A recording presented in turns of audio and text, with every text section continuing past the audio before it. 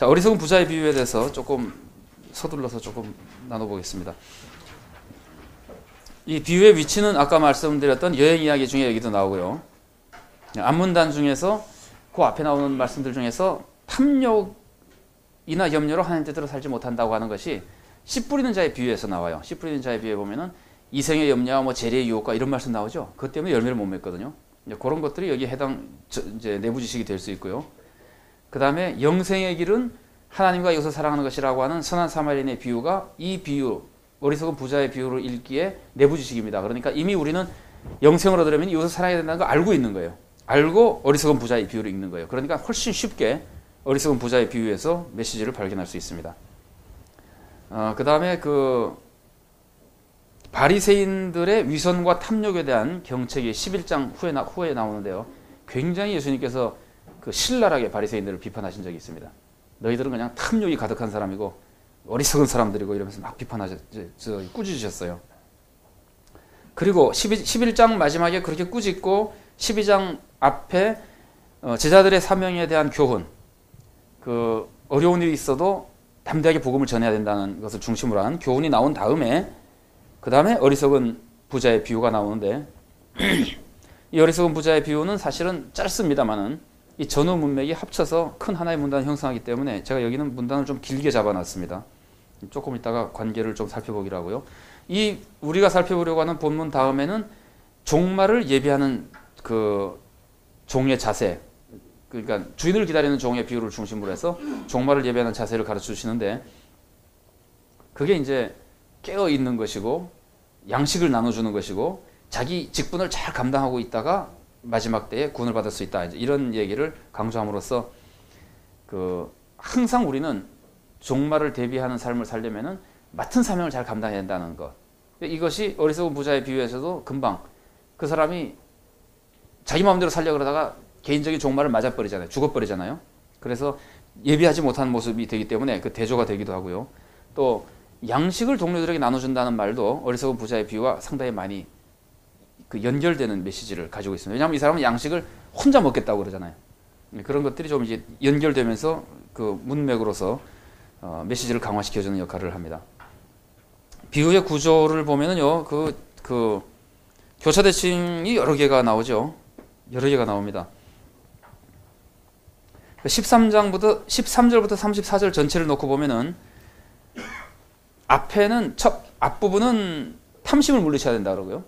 뒷부분은 염려를 하지 말아야 된다 그러고 그러면서 염려를 하지 말고 하나님 나라를 구해라 그랬는데 그 바로 다음에 나오는 것은 하나님 나라를 주실 것이다. 그래서 하나님 나라라는 말을 통해서 서로 대응이 되고 그 다음에 탐심을 물리치고 하나님께 부여해야 된다는 말씀하고는 재물을 팔아서 구제해야 하늘에서 보화가 쌓인다고 하는 것을 통해서 서로 그 부여해진다는 것과 탐심을 물리치라는 것 그리고 뒤에 구조하라는 것들이 서로 대응이 돼서 전체적으로 교차 대칭 구조를 형성합니다. 그래서 하나의 큰 문단을 이룩합니다.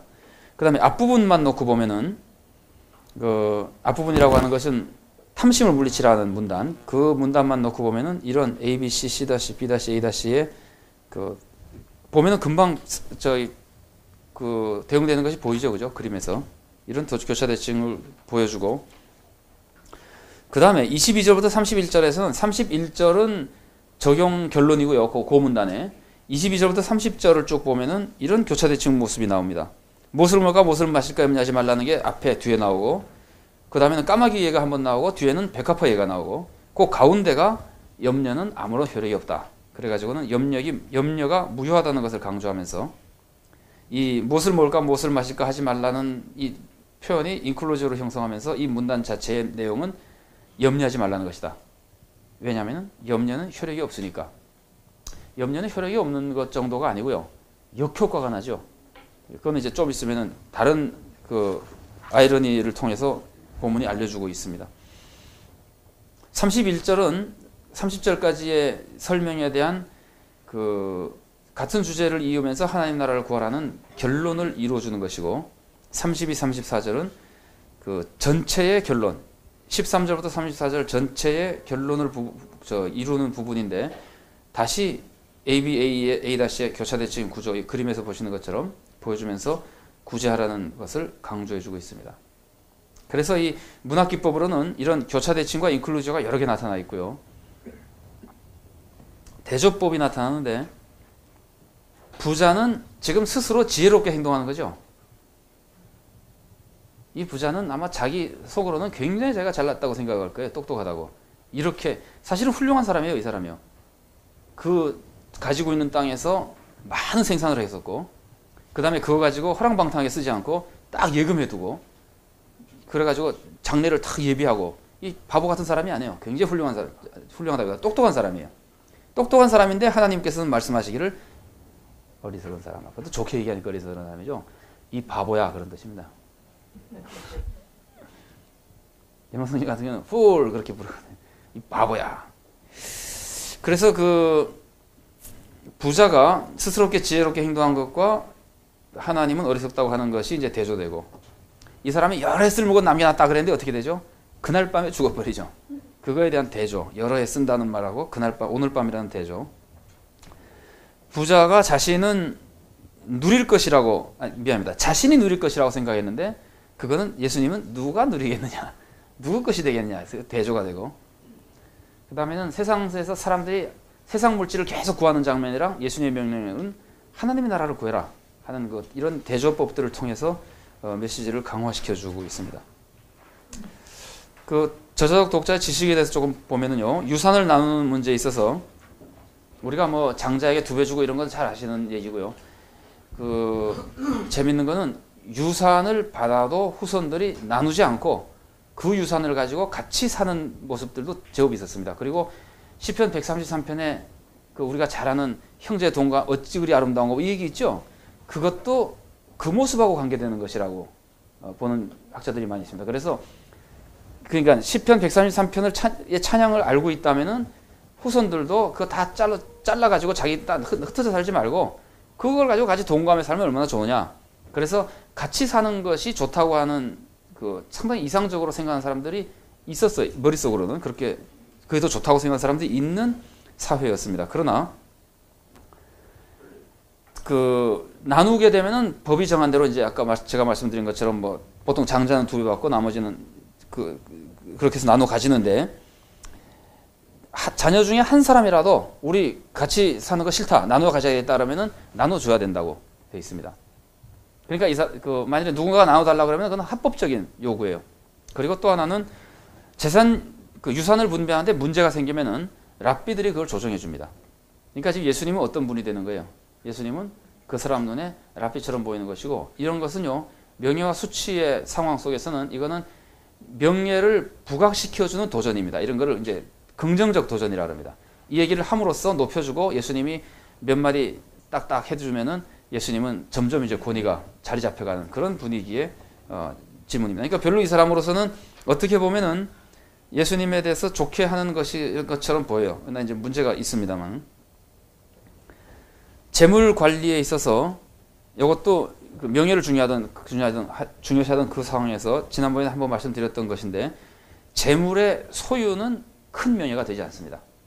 언제든지 재물을 얼마나 지혜롭게 사용했느냐로 그 사람에게 명예가 됩니다. 그래서 사람들은 항상 재물을 지혜롭게 사용하는 데 관심을 많이 가지고 있었습니다. 그래서 이제 많은 사람들이 공공의 편의를 위해서 재물을 사용하고 특히 사람들이 굶주린 사람이 많다 그러면은 재물을 풀어줍니다.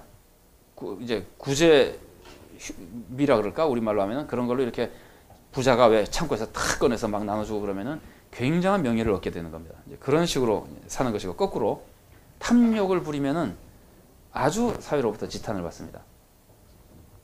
이 비유를 이렇게 해석하시는 분도 있는데 저는 그렇게까지 해석할 필요가 없다고 본문이 거의 암시하지 않는다고 생각하기 때문에 합니다만은 이렇게 하는 분도 있어요. 이 사람이 재물을 쌓아놨잖아요. 재물을 쌓아놓은 게 왜 쌓아놨겠느냐? 본문은 그렇게 암시하지 않는데 그 문화로 보면은 부자들이 보통 재물을 쌓아놓을 때 이런 마음으로 쌓아놓는 경향이 있어요. 요거 내가 풍년 들었으면 딴 사람은 어떻게 했어요? 딴 사람들도 풍년 들었을 가능성이 있겠죠. 그때는. 그러면 그 제한된 재물이라는 개념에서는요. 한때 풍년이 들면 다음에는 흉년이 든다는 이미지가 많이 있었습니다. 그러면 이 사람은 재물이 많을 때 지금 팔지 말고 쌓아놨다가 재물이 이제 흉년이 들거나 이럴 때 풀어가지고 내가 아주 엄청나게 돈을 벌어버리라. 이런 식의 탐욕이 포함되어 있지 않냐라고 이제 해석하는 분도 있어요. 저는 찬성하지는 않습니다. 그런데 그런 개념과 유사하게 연결해 본다면은 사람들이 제일 싫어하는 것은 흉년 들었는데 쌀값 올리려고 묶어놓고 있는 사람. 그럴 때는 거의 폭동이 일어나다시피 합니다. 그래서 폭동이 일어난 적이 많다고 되어 있어요. 아니면은 쌀값이 비싸기 때문에 딴 데 갖다 파는 사람. 우리 동네에 지금 흉년에서 막 굶고 있는데 저 일본이 더 비싸다. 그럼 수출해 버린단 말이에요. 그러면은 폭동이 일어나는 겁니다.